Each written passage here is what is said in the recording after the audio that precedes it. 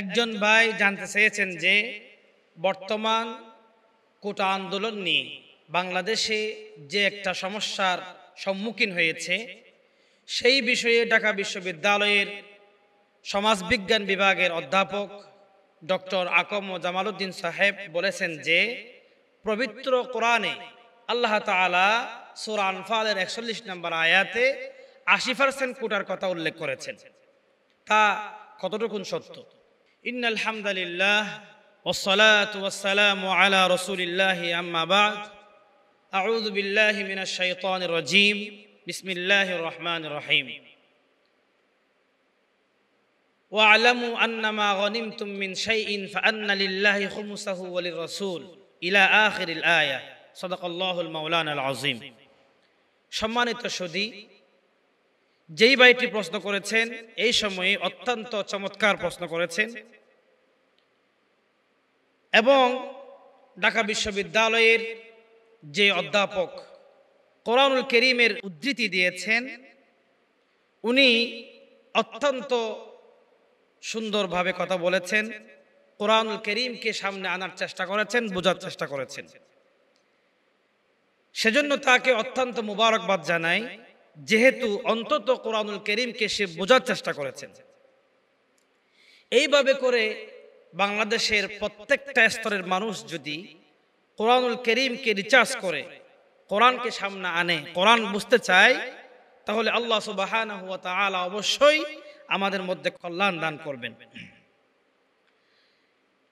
উনি শুধু একটা বিষয়ে কোরআন এনেছেন।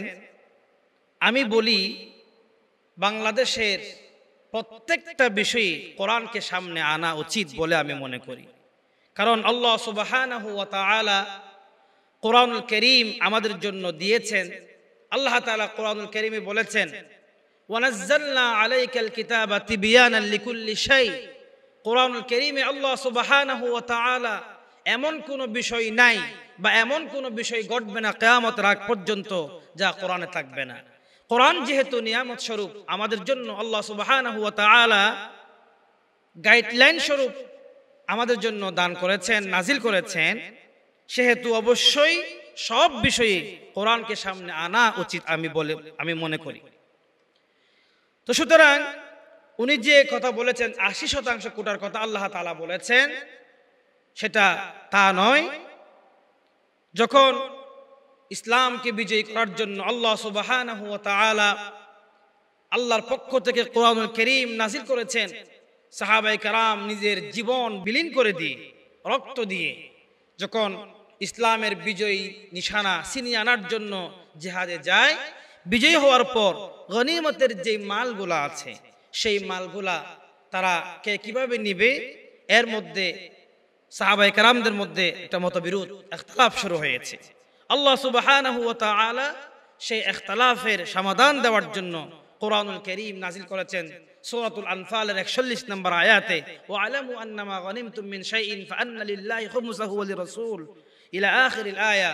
আল্লাহ তাআলা বলে দিয়েছেন, রাসূল কারীম সাল্লাল্লাহু আলাইহি ওয়াসাল্লাম সাহাবায়ে কেরামদেরকে ভেঙে ভেঙে এটা জানিয়ে দিয়েছেন, সেটা হচ্ছে ৫ ভাগের ১ ভাগ আল্লাহ এবং রসুলের যত আত্মীয় স্বজনরা এতিম মিসকিন আছে তাদের মধ্যে ভাগ বন্টন করে দেওয়ার জন্য।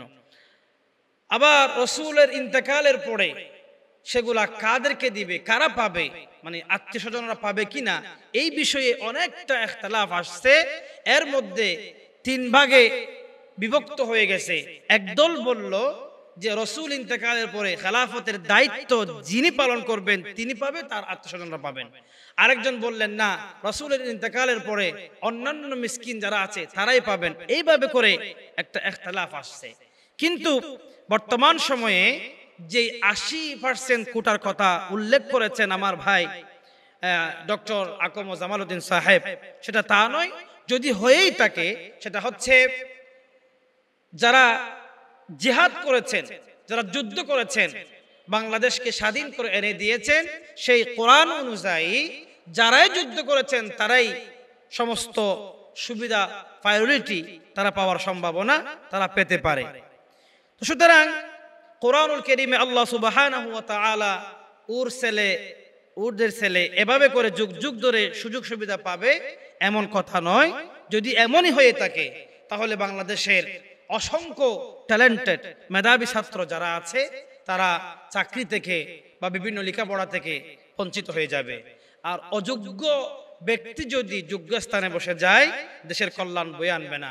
সেই ক্ষেত্রে অবশ্যই বাংলাদেশে যারা মুক্তিযোদ্ধা বেঁচে আছেন তাদেরকে সুযোগ সুবিধা দেওয়া উচিত বলে আমি মনে করি। এরপরে সরকার যদি নমনীয় হয়, দেশের প্রতি আন্তরিক হয়, তাহলে অবশ্যই যোগ্যতাকে কাজে লাগিয়ে যোগ্য ব্যক্তিকে যোগ্য স্থানে দিয়েই দেশের কল্যাণ, দেশকে এগিয়ে নিয়ে যাওয়ার চেষ্টা করবে।